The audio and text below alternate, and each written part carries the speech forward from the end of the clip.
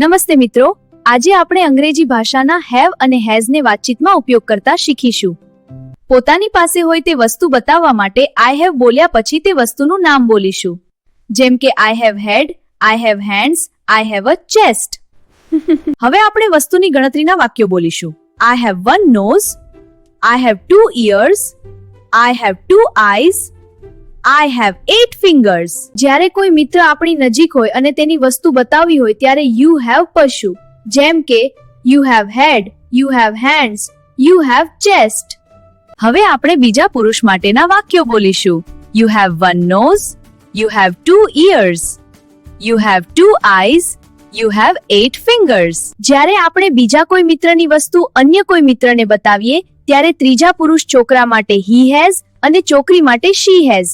પછી તે વસ્તુનું નામ બોલીશું. જ્યારે આપણે ત્રીજા પુરુષ he અને she વિશે વાત કરીએ ત્યારે has વાપરીએ છીએ.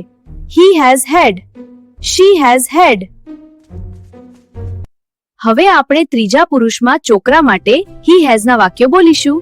He has 2 hands, he has 2 thumbs. હવે આપણે ત્રીજા પુરુષમાં છોકરી માટે she has ના વાક્યો બોલીશું. She has 1 stomach, she has 2 hands, she has 2 eyebrows,